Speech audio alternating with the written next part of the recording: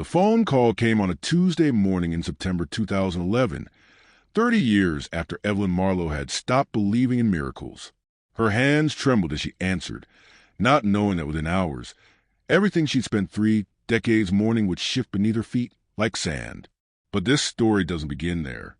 It begins on a scorching afternoon in June 1981, in a sleepy neighborhood outside Laredo, Texas, where 3 identical boys played in a front yard that would soon become a crime scene marked only by silence. Lucas, Noah, and Gabriel Marlowe were 6 years old. They wore matching green checkered overalls with yellow straps that their mother had sewn buttons onto just that morning. One of those buttons would later be found pressed into the dirt near the curb, the only physical evidence left behind. Walter Marlowe was in the backyard that day, replacing a broken fence post. Evelyn was inside folding laundry. The window opened so she could hear the boys' laughter drifting in with the summer heat. She remembers checking on them at 2:15. By 2:45, when she called them in for snacks, there was only silence. The search began within minutes. Neighbors poured into the streets. Police arrived before sunset. For 6 weeks, volunteers combed every field, every abandoned building, every mile of highway within a 100-mile radius. They found nothing. No witnesses. No demands. No bodies. Just 3 6-year-old boys who had vanished as completely as if the earth had swallowed them whole. By 1985, the case had gone cold. By 1995, most people had stopped asking. By 2011, Evelyn and Walter had learned to live with a grief that never quite became bearable, only familiar. Then came that Tuesday morning call. But we're getting ahead of ourselves again. Because the real beginning, the moment when fate started its slow, inevitable turn, happened at a child's birthday party on a Saturday afternoon, 6 months before that phone call would change everything. Tommy Rodriguez was turning 9. His backyard was filled with balloons, paper plates sagging under the weight of potato salad, and the smell of burgers smoking on the grill. Evelyn stood near the garden fence, her wide-brimmed hat shading eyes that had spent 30 years scanning crowds for faces that never appeared. She was 61 now. Walter was 63. They'd aged the way people do when sorrow becomes companion. Quietly resilient, carrying their loss like a second skin. That's when she saw him. A boy, maybe 7 or 8, darting past her toward the other children. He wore green checkered overalls with bright yellow straps. For a heartbeat, time collapsed. Her breath caught. Her hand reached out before her mind could stop it, fingers landing gently on the child's shoulder. The boy turned. His eyes went wide with fear. He pulled away and ran, crying for his father. The man who came forward was protective but not aggressive, confused but not angry. His name was Rowan Malvin. He'd just moved to the neighborhood. The overalls, he explained carefully, watching the strange woman shake, had been purchased at a department store months ago. He couldn't remember which one. Walter appeared then, pulling Evelyn close, apologizing for his wife. Mrs. Rodriguez suggested gently that perhaps Evelyn should go home and rest. The walk back was only 3 blocks, but each step felt like moving through water. Inside their house, Walter made tea. Evelyn's hands trembled around the cup. She hadn't meant to frighten anyone. She'd just seen those overalls, that exact pattern, and for one impossible moment, she'd been back in 1981, watching her boys run through sprinklers in the front yard. Walter sat beside her on the couch, his hand covering hers. They'd been having these moments more frequently lately. Anniversaries, birthdays, random Tuesdays when grief ambushed them without warning. Evelyn wanted to see the photographs, the ones packed away in the attic, untouched for over 20 years. Walter hesitated, then climbed the stairs. She heard the creak of the attic ladder, the slide of cardboard across wood. When he returned, he carried a dust-covered box that had once held their entire world. Inside were the fragments of interrupted childhoods. 3 baseball gloves, never broken in. Stuffed bears with faded fur. Schoolwork marked with gold stars. Drawings of rockets and dinosaurs. At the bottom, wrapped in tissue paper, was the photo album. They sat together on the sofa as Walter opened it. The first pages showed 3 newborns swaddled in hospital blankets, sleeping side by side. Then came crawling, first steps, birthday candles blown out in perfect unison. Then they found it. The photograph taken on June 11th, 1981, one day before the boys disappeared. 3 identical 6-year-olds stood shoulder to shoulder in front of their White House, wearing those green checkered overalls with yellow straps. Arms linked, smiling, invincible. Evelyn leaned closer, studying the image she'd memorized decades ago. Then her eyes caught something in the background, just visible at the edge of the frame. A car, reddish-brown, gleaming in the afternoon sun. Her breath stopped. "Walter," she said quietly, pointing. "Isn't that Mr. Howard's Cadillac?" Walter squinted at the photograph. Behind the boys, barely in frame, was the unmistakable front end of Howard Fielding's pride and joy, the old elementary school teacher who'd been so beloved by his students, the gentle man who'd moved away to start a new chapter teaching elsewhere, or so they'd been told. "Lucas loved that car," Evelyn whispered. "Remember? He'd beg you to stop whenever we drove past so he could look inside." Walter nodded slowly. Everyone knew that Cadillac. Howard barely drove it, said it was too precious. Evelyn turned the photo over, searching for a date. Nothing. She turned it back, her eyes fixed on that blurred vehicle in the background. "Walter," she said, her voice changing. "When exactly did Mr. Howard leave town?" He furrowed his brow. The school held a going-away party for him. It was a big deal. Everyone was there. When? Evelyn pressed.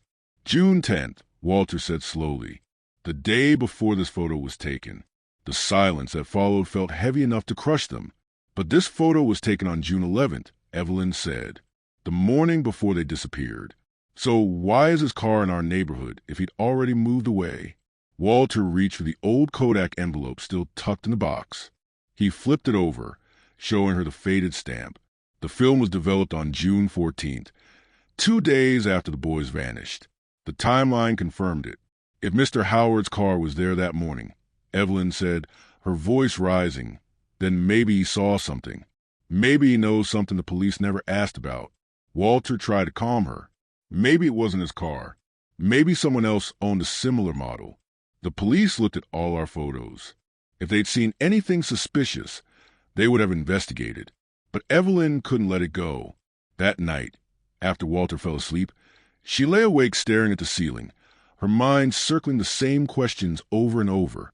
The next morning, a text message arrived from Louise Mitchell, an old friend who'd worked on the school board for nearly 30 years. There was a retiree reunion coming up. Louise hoped to see them both. Evelyn sat on the edge of the bed, staring at the message. Louise would have worked closely with Howard. If anyone knew what happened to him after he left, it would be her. She called before she could talk herself out of it. They caught up briefly, exchanging pleasantries, before Evelyn carefully steered the conversation. "Do you remember Howard Fielding, the teacher at Oak Ridge Elementary?" "Of course," Louise laughed. "Everyone loved Howard. Wonderful with children. Do you know where he ended up?" Evelyn asked, keeping her tone casual. There was a pause. "Actually, Evelyn, I don't think he went on teaching. At least not in public schools." "What do you mean?" "He never filed transfer paperwork. As far as I know, he moved to some remote area and started a private farm. A charity for immigrant children, I think, called it Howard's Haven for Hope." Evelyn's heart began to race.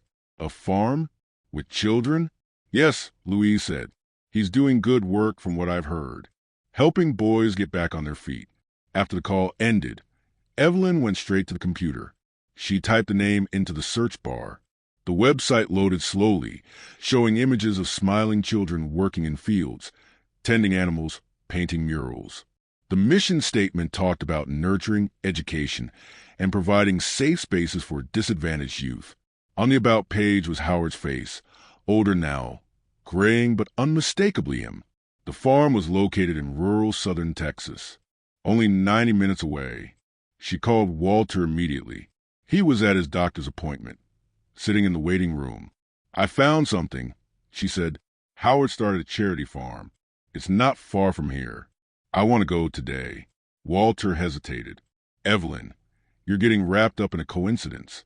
I'm worried about you. I just need peace of mind," she said. "If that was his car, I need to ask him directly. They agreed to meet at the clinic. Evelyn would take the bus. They'd drive to the farm together. On the bus ride, a young woman handed out flyers for the county agricultural fair. Evelyn glanced down at it absently, then stopped. Today's featured event was an equipment auction happening at a nearby ranch, just a few miles from Howard's farm. The coincidences were piling up. Walter was waiting when she arrived at the clinic. His blood pressure had improved. The doctor was pleased. They got in the car and headed south. The landscape changed as they drove. Suburbs gave way to pastures, wooden fences, sun-bleached silos. Fields stretched endlessly under a cloudless sky. Any reply to the email? Walter asked. Evelyn shook her head. She'd sent a message to the farm's contact address, but hadn't heard back. As they turned onto the gravel road, leading to Howard's Haven for Hope, Evelyn's pulse quickened. A simple wooden sign marked the entrance. The property was peaceful, an old farmhouse, whether barns, what looked like dormitories, almost too quiet. A young man emerged from one of the barns as they parked. Hispanic, early 20s, with callous hands and a friendly smile. We're looking for Howard Fielding, Evelyn said. Is this his farm? The young man nodded. Yes, ma'am, but I'm afraid he's not here. Most of the staff and kids went to the county agricultural event. There's an auction today. Evelyn glanced at Walter. The fare from the flyer. Since we're already here, Walter said, would it be all right if we looked around? We're old friends of Howard's. The young man checked with someone on his phone, then agreed. He gave him a tour, showing them the livestock barns, the stables, rows of crops. He explained the farm's mission as they walked. They reached a colorful barn near the back of the property. Inside, long tables were covered with craft materials. Dried beans, fabric scraps, glue, glitter. A man was arranging supplies at one of the tables. He looked up as they entered. Mid-30s, thick black curls, fair skin. His smile was wide, almost luminous. Ferdinand, their guide, called. These are friends of Mr. Fielding. The man approached, extending his hand. I'm Ferdinand, the activities coordinator. As Evelyn shook his hand, something shifted in her chest. A flicker of recognition she couldn't quite place. I'm setting up for some visiting sponsors, Ferdinand explained, gesturing around the room. The children's artwork covered an entire wall. Crayon drawings, glued macaroni animals, nature collages. Then Evelyn saw it, a drawing of a red Cadillac, decorated with colored grains of rice. More detailed, more precise than the other children's work. That Cadillac, she whispered, that was Mr. Howard's car. Ferdinand followed her gaze. Yes, he still has it. He took it to the event this morning. He stepped closer to the drawing. That one's mine, actually. I made it as a demonstration for the kids. But Evelyn wasn't listening anymore. She was staring at Ferdinand, his thick black curls, his expressive hands. The way his smile transformed his face. Too familiar. Do you have any siblings? She asked, trying to keep her voice steady. Ferdinand gave a short laugh. Yeah, actually, my brother's at the fair today with Mr. Howard. Evelyn and Walter exchanged a glance. They thanked Ferdinand and walked back to the car in silence. Once inside, Evelyn turned to Walter. His hair, his smile, the way he moves. Walter, he reminded me of Lucas. Walter shook his head. Evelyn, they look completely different. You're seeing what you want to see. But she couldn't shake the feeling. Something was pulling at her, insistent and undeniable. They drove to the fairgrounds. The event was in full swing. White tents, food stalls, prize livestock, children running between booths. Then Evelyn saw it. A white tent with a blue banner stretched across the top. Howard's Haven for Hope. Standing outside, talking to a middle-aged couple, was a man with thick white hair. Even from a distance, she knew. Howard Fielding. They waited until the couple left, then approached. Mr. Fielding, Walter said gently. The man turned, polite but uncertain. Yes? You probably don't remember us. Evelyn began. I'm Evelyn Marlowe. This is my husband, Walter. Our sons were your students at Oak Ridge Elementary. Howard's brow creased as he studied them. I'm sorry it's been so long. I'm nearly 70 now. The memory slips. Then recognition slowly dawned. His face softened. Of course. The Marlos. He shook his head gently. I was heartbroken when I heard what happened to your boys. We thought you moved out of state to teach, Evelyn said carefully. Howard shook his head. No, I stayed in Texas. After leaving Oak Ridge, I got certified in agriculture and child development. I started this place. Mr. Howard, Evelyn said, do you remember the exact date you left town? Was it before or after my boys disappeared? Before, Howard said quickly. It must have been before. Otherwise, the police would have contacted me. Evelyn reached into her purse. She pulled out the photograph and unfolded it carefully. This was taken the morning the boys disappeared. She said, pointing to the blurred corner. That's your Cadillac, isn't it? Howard's expression shifted. The warmth vanished. His jaw tightened as he studied the photo in silence. I can't remember the exact day I left town, he said finally, his voice flatter. And I certainly don't recall driving through your neighborhood. That Cadillac must belong to someone else. He handed the photo back. Walter laid a hand on Evelyn's shoulder. Well, at least now we have our answer. But as they started to walk away, Evelyn glanced back. Howard had turned away from the crowd. He was speaking urgently into his phone, his voice low and sharp. Leave immediately after the performance. Get Diego here. A pause. Yes, now. Evelyn froze. She quickened her pace and caught up to Walter, her heart pounding. At the edge of the fairgrounds, a small stage had been set up. Children from the farm were lining up for a performance. About 24 of them, between 6 and 9 years old. Music started. They began to sing in Spanish, their voices sweet and innocent. But Evelyn wasn't watching the children. Her eyes were scanning the crowd. And then she saw him, a man moving quickly through the vendor stalls. Dark, thick, curly hair, walking with purpose. Walter, she whispered, grabbing his arm. Look. The man reached Howard's tent and began speaking with him. Their exchange looked tense. Then he turned slightly and Evelyn gasped. He looked exactly like Ferdinand. If she didn't know better, she'd swear it was the same person. Walter's face had gone pale. The same smile. The same eyes. This has to be the brother Ferdinand mentioned, Evelyn whispered. Diego. Walter said nothing. His eyes were fixed on the two men. Evelyn's mind raced. Could they be Lucas and Noah? Before Walter could respond, Howard and Diego broke off their conversation and walked briskly toward the parking area. Why are they leaving so fast? Evelyn said. We should follow them. Walter caught her arm. Evelyn, wait. If they are our sons, then where's Gabriel? They turned and moved quickly through the fair, searching for a third familiar face. But they found nothing. Maybe we're wrong, Walter said, though he didn't sound convinced. Evelyn was already walking back toward Howard's tent. Only one staff member remained, an older man with sun-weathered skin. We visited the farm earlier, Evelyn said. We met Ferdinand. Then we saw another man here who looked just like him. Diego? The man nodded with a smile. They're twins. Evelyn's breath caught. Do they have any other siblings? The man chuckled. Actually, yeah, they're triplets. The third one works at Mr. Howard's private estate, not far from the farm. Evelyn and Walter turned to each other, their faces reflecting the same impossible hope. Where is this estate? They asked in unison. The man hesitated. I'm sorry, I can't share the owner's private address. They stepped away from the booth. Evelyn's voice was barely holding together. Walter, triplets, they're the right age. Ferdinand said he's been with Howard since he was 6, Evelyn murmured. It can't be coincidence, Walter said. The Cadillac, Howard's reaction. And now 3 young men, triplets the same age. Without another word, they rushed to the parking lot. Both Howard and Diego had vanished. Walter started the engine. We're going back to the farm.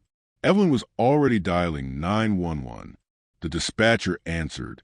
Evelyn's voice trembled as she explained everything. Within moments, she was transferred to Detective Martinez in the missing persons unit. My husband and I believe we found our sons, Evelyn said. Our triplets who disappeared over 30 years ago.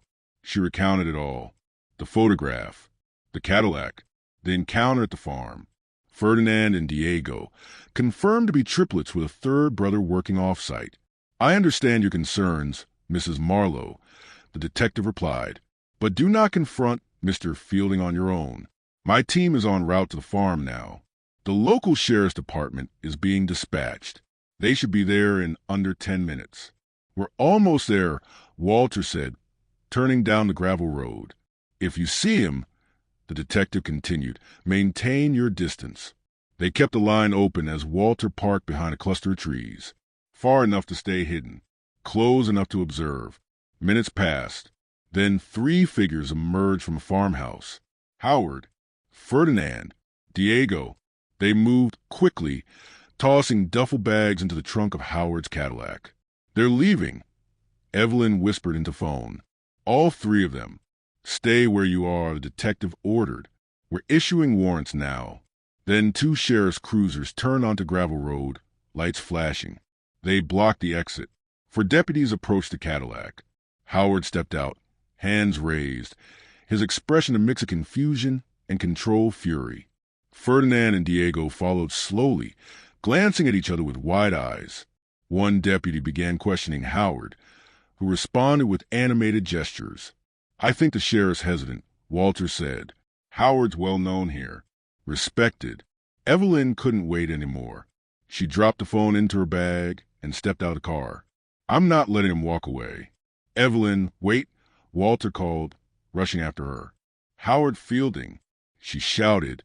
All heads turned. Mrs. Marlowe, one of the deputies, said, quickly, please return to your vehicle. But Evelyn pulled out the photograph. She held it up, her hand trembling. If you're even considering letting this man go, she said, voice fierce and raw, then let me show you something. She held the photo higher. These are my sons, Lucas, Noah, and Gabriel Marlowe. They disappeared on June 12, 1981. Then she turned and pointed directly at Ferdinand and Diego. And here are 2 of them, standing right in front of you.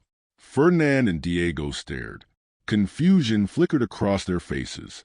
Then disbelief. Then recognition. Ferdinand took a slow step forward. His voice dropped to a whisper. That's us. With Marco. The deputy looked between them. There's a third brother? Both men nodded. I didn't do anything wrong. Howard suddenly burst out. I saved these boys. They were abandoned. They were not abandoned, Evelyn said, tears spilling freely. They were taken from our front yard. They vanished while playing outside. She turned the photo over and pointed to the corner. That's your Cadillac, isn't it? Howard didn't answer. It's in the garage, Diego said quietly. Still the same car. Ferdinand's eyes darted between Evelyn and Walter. Are you really our parents? We were never in prison, Evelyn said. That man has been lying to you all your lives. Diego blinked hard. We're 36 now. That's right, Evelyn nodded. You were born on February 15th, 1975. The lead officer stepped forward. Mr. Fielding, turn around. Place your hands behind your back. As one deputy cuffed him, another spoke urgently into a radio. The FAR became a scene of law enforcement activity. Cruisers pulled in. Officers moved with purpose. Forensic teams entered the house. In the garage, they found the Cadillac. Cherry red, paint faded with time but unmistakable. Inside Howard's office, in a locked drawer, they found the original license plate. Alongside it were forged documents. New identities for all 3 boys. Their names should say Lucas, Noah, and Gabriel, Evelyn told the detective. Ferdinand is Lucas, she said. Diego is Noah, and Marco must be Gabriel. When asked about the third brother, Ferdinand's voice broke. Howard never let Marco come to the farm. He stays at the private house, takes care of the youngest kids. A detective leaned forward. What did he do to you? The room fell silent. Nothing bad in the last 20 years, Ferdinand said slowly. But when we were kids, it was different. Diego's voice was even quieter. He'd discipline us, make us strip. Sometimes he'd touch us in ways that felt wrong, then hit us with a rattan stick. Said it was the consequence of being naughty. His eyes watered. He made us believe we were bad, that we deserved it. I used to think it was my fault. Nobody spoke. Then a call came through from the search team at Howard's private residence. We found Marco. He's here along with 8 other children between 4 and 10 years old. We're transporting all of them to the hospital. Most appear scared. Some are clearly traumatized. Evelyn's heart leapt. How is he? He's confused but physically okay. We explained the situation. He's being brought to the station now. Night settled as Evelyn and Walter were escorted to a patrol car. Behind them, the lights of the farm faded. Our boys, Evelyn whispered. We found our boys. At the police station, Detective Martinez sat across from Evelyn, a recording device between them. She spoke clearly, hands knotted in her lap. Our neighborhood back then was close. Everyone knew each other. Howard was respected. Parents trusted him. You didn't see them being taken, the detective said. Evelyn shook her head. I was folding laundry. Walter was in the backyard. One moment they were in the front yard. The next they were gone. Detective Martinez made notes. Mrs. Marlowe, Howard Fielding is cooperating. He's confessing. Evelyn sat straighter. What did he say? He said he felt a strange connection to the boys. On the afternoon before he was supposed to leave town, he made the decision to take them. Martinez flipped through his notes. He lured them with ice cream, promised a short drive in his Cadillac. The boys, especially Lucas, were fascinated by the car. Evelyn closed her eyes. Lucas loved that car. He had it planned, Martinez continued. Packed bags in advance. Forged documents. Used those to cross county lines undetected. Later, he quietly purchased a farm property under a false LLC. But how did no one see anything? Walter asked. Martinez shook his head.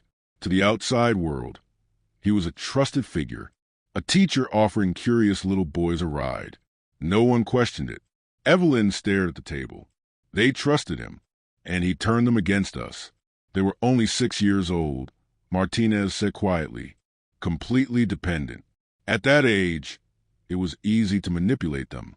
He told them they were orphaned.